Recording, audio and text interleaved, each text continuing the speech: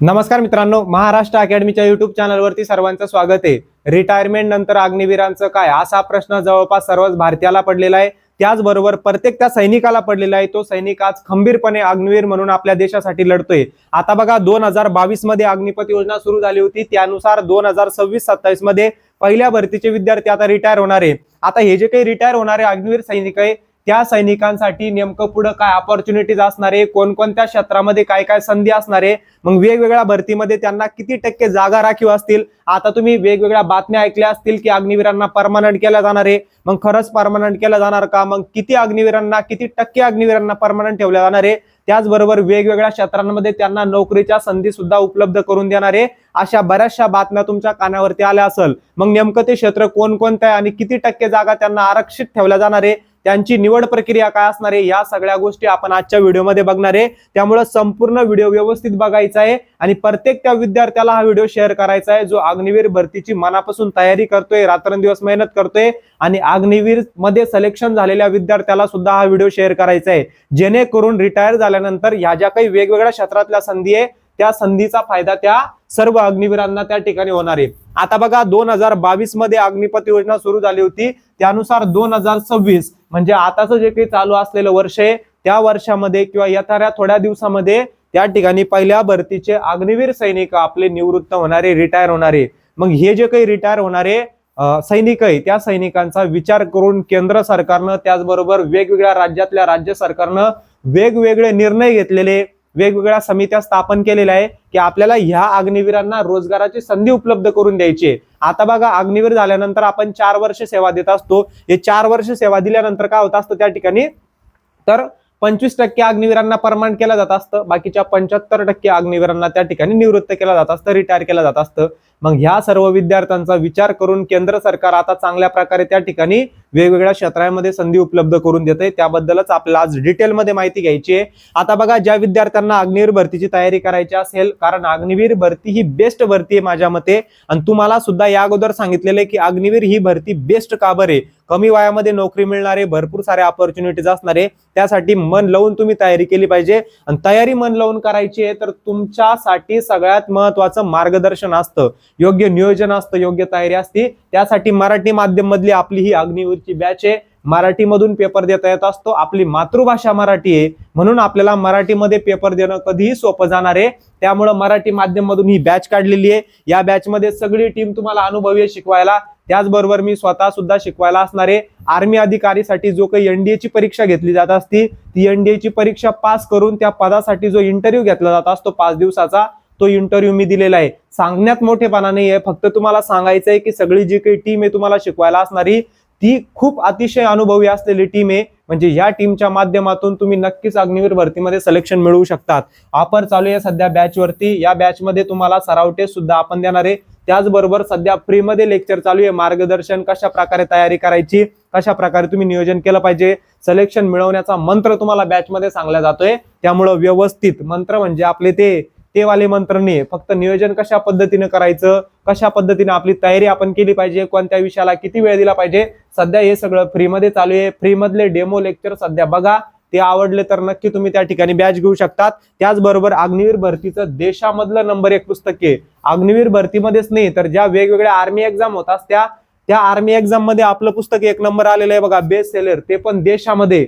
मराठी पुस्तक देशामध्ये 1 नंबर येणं ही खूप मोठी अभिमानाची गोष्ट आहे आपल्यासाठी, म्हणून अग्निवीर राजमार्ग अग्निवीर भरतीसाठी तर बेस्ट असणारच आहे, पण बाकीच्या आर्मी एक्झाम साठी सुद्धा हे उपयोगी पडणारं पुस्तक आहे।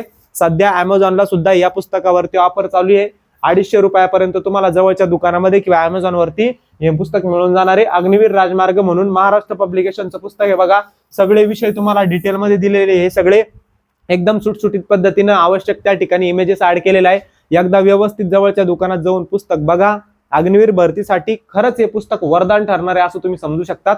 फक्त एकदा बघा जाऊन, जर तुम्हाला वाटलं की अग्निवीर भरतीसाठी पुस्तक महत्वाचं आहे त्यावेळेस तुम्ही नक्की त्या ठिकाणी घेऊ शकता, ठीक आहे। आता बघा 25% अग्निवीरांना परमनंट करणार आहे असं आपण ऐकलं होतं, पण ते आता आपल्याला कळणार की कोणाला परमनंट करणार। त्यांनी सांगितलं होतं की त्यांच्या परफॉर्मन्स वरती, म्हणजे ह्या 4 वर्षामध्ये त्यांनी जी सेवा दिलेली आहे किंवा त्यांची ट्रेनिंग मधली परफॉर्मन्स किंवा या 3-4 वर्षामधली त्यांनी जी ड्युटी केलेली आहे त्या ड्युटीच्या परफॉर्मन्स वरती आम्ही 25% अग्निवीरांना परमनंट करणार आहे। 25% अग्निवीर म्हणजेच काय, जर एकूण 100 पहिल्या भरतीमध्ये एकूण समजा 100 अग्निवीर त्या ठिकाणी सिलेक्टेड झाले असेल तर 100 पैकी 25 परमनंट राहतील आणि 75 रिटायर होतील, बरोबर आहे. त्याचबरोबर समजा 10,000 झाले तर 10,000 काय करणार, हे 25% म्हणजे 2,500 परमनंट केल्या जाणार. जसं अगोदर परमनंट होत होती भरती सगळी, त्या प्रकारे एवढे लोक परमनंट केला जाणार आहे. म्हणजे बऱ्यापैकी चान्सेस आहे ज्यांनी चांगल्या प्रकारे परफॉर्मन्स केलेला आहे, ड्युटी चांगल्या प्रकारे केलेली आहे, ट्रेनिंग मध्ये काहीतरी चांगल्या प्रकारे परफॉर्मन्स करून काहीतरी मेडल जिंकला असेल, एखाद्या खेळामध्ये सहभाग घेतला असेल, अशा सगळ्या परफॉर्मन्सचा विचार करून तुम्हाला त्या ठिकाणी 25% अग्निवीरांना परमनंट केलं जाणार आहे. बाकीचे जे काही उरलेले 25% सैनिक आहे त्या सैनिकांसाठी नेमकं काय काय योजना असणार, काय काय नाही, त्या सगळ्या आपण आता डिस्कस करू. चला आता बघा, सगळ्यात महत्वाचं म्हणजे पॅरामिलिटरी फोर्सेस मध्ये अग्निवीरांना प्रायोरिटी दिला जाणार आहे.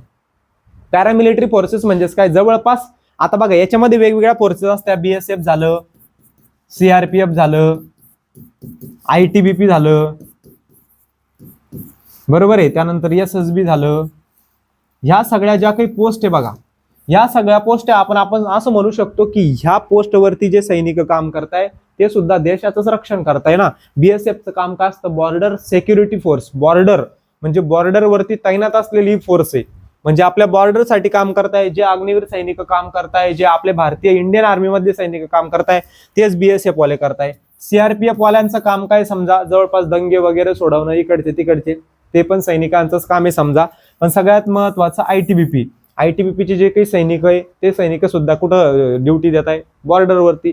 त्यानंतर आसाम रायफल, इतर सबसे खतरनाक ड्युटी आहे, नक्षल भागामध्ये तुम्हाला ड्युटी असते. म्हणजे ह्या सगळ्या ज्या काही पॅरामिलिटरी फोर्सेस आहे, इथं असे सैनिक पाहिजे जिनके दिल में जिगरा होना चाहिए.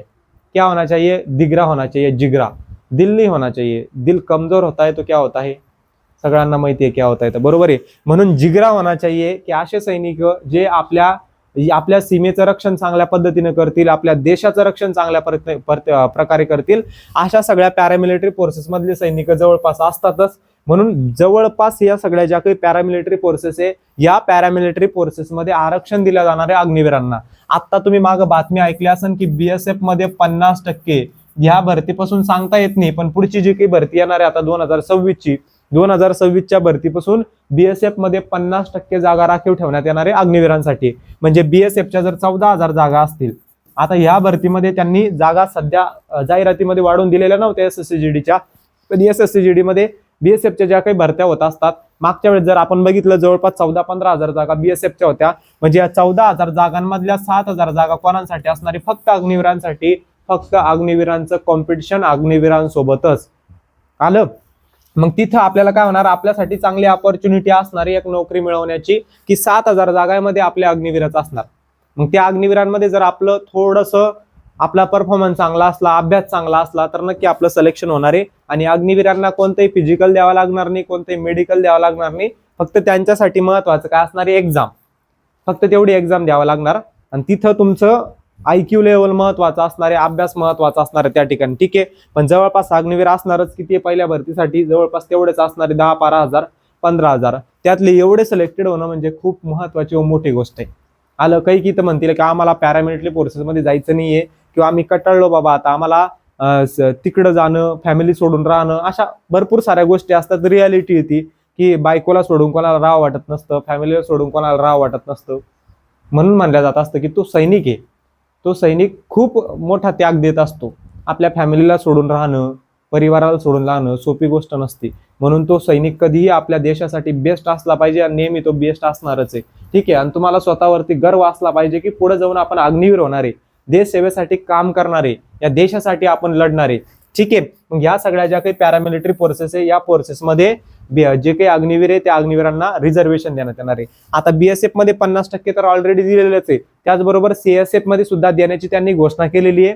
मग ते सुद्धा सीआयएसएफ मध्ये सुद्धा तुम्हाला आता रिझर्वेशन मिळणार आहे. त्यानंतर मला वाटतं की सीआरपीएफ मध्ये सुद्धा देतील, कारण सीआरपीएफ अशी फोर्स आहे तिथं चांगल्या प्रकारे अग्निवीरांचं काम तिथं लागू होऊ शकतं, की अग्निवीर सैनिक तिथे चांगल्या प्रकारे ड्युटी देऊ शकतात. म्हणून सीआरपीएफ झालं, आयटीबीपी मध्ये सुद्धा तुम्हाला चान्सेस असतात. म्हणजे जवळपास पॅरामिलिटरी फोर्सेस मध्ये जास्तीत जास्त प्रायोरिटी कोणाला असणार आहे, तर ते अग्निवीरांना असणार आहे. असं समजून घ्या, सगळे अग्निवीर भरतीवाले अग्निवीर सैनिक आपले तिकडून उचलतील आणि इकडे पॅरामिलिटरी फोर्सेसमध्ये टाकतील. ही सगळ्यात महत्त्वाची अपॉर्च्युनिटी पॅरामिलिटरी फोर्सेस. त्यानंतर आपण बघितलं की दिल्ली पोलीसमध्ये सुद्धा 20% रिझर्वेशन दिलं बघा. किती? 20% एवढं आरक्षण दिल्ली पोलीसमध्ये अग्निवीरांना दिलं. म्हणजे दरवर्षी दिल्ली पोलीसची जी की भरती निघत असते 7-8 हजार जागासाठी, तर त्यापैकी 20% जागा या अग्निवीरांसाठी राखीव असणार आहे. म्हणजे किती साऱ्या अपॉर्च्युनिटी होत आहे बघा. सगळ्यात पहिली अपॉर्च्युनिटी ही मी तुम्हाला या अगोदरच सांगितलेलं आहे की सर्वात बेस्ट नोकरी कोणती असणार आहे? अग्निवीर असणार आहे. त्याच्या मागचं कारण मी सांगितलेलं आहे की कमी वयामध्ये नोकरी मिळते. कमी वयामध्ये नोकरी मिळाल्यानंतर तुम्ही त्या कमी वयामध्ये शिक्षणाच्या वयामध्ये किती मोठा पैसा कमवून घरी येतात. रिटायरमेंटचा तुम्हाला 10-12 लाख रुपये सेवानिधी दिला जात असतो. तो 10-12 लाख रुपये पैसा त्यात तुम्ही इकडे बिझनेस टाकू शकतात, तयारी करू शकतात, अभ्यासासाठी पैसे करू शकतात, पुस्तकं घेऊ शकतात. सगळ्या गोष्टी तुमच्यासाठी सोप्या होणार आहे. त्यानंतर तुम्हाला हे सगळं आरक्षण असणारे पुढे जर तयारी करायची असली तर, बरोबर आहे. दिल्ली पोलीसमध्ये 20% आरक्षण दिलं जाणार आहे. त्यानंतर बघा भारतीय रेल्वेमध्ये सुद्धा घोषणा केली आहे की 5 ते 10% माजी सैनिकांना 10 ते 20% एवढं आरक्षण दिलं जाणार आहे. अग्निवीरांना 5 ते 10%. दरवर्षी रेल्वेमध्ये भरपूर साऱ्या जागा निघत असतात. बादा जागा असतात त्यांच्या 20-20 हजार, 40 हजार, 50 हजार, 52 हजार एवढ्या जागा असतात. दरवर्षी कमीत कमी जी काही रेल्वे ग्रुप डी ची पोस्ट असते त्या पोस्टसाठीच 32 हजार, 35 हजार एवढ्या जागा असतात. बाकीच्या सगळ्या मिळून 1 लाख प्लस जागा असतात. तर त्या 1 लाख जागा मध्ये 5 ते 10% रिझर्वेशन अग्निवीरांना मिळणार आहे.